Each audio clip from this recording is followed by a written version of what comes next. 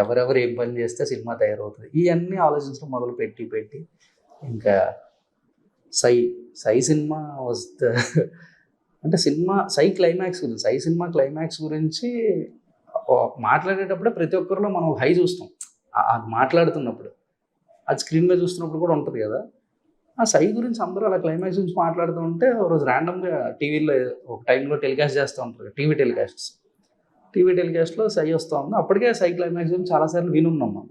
ఒక్కొక్కరు మాట్లాడుతున్నప్పుడు ఇంత హైలో మాట్లాడుతూ ఉంటే చూస్తున్నప్పుడు కూడా ఏంటిది అసలు అని. అంటే ఒక సినిమా గురించి మనుషులు ఇంత మాట్లాడుకుంటారు, ఇంత రన్ అవుతూ ఉంటుంది బయట. How is this possible? అక్కడి నుంచి రాజమౌళి గారి దగ్గర నుంచి మళ్ళీ ఇంకొక టర్న్ అలా ఆలోచించుకుంటూ వెళ్తే యమదొంగ రిలీజ్కి డన్.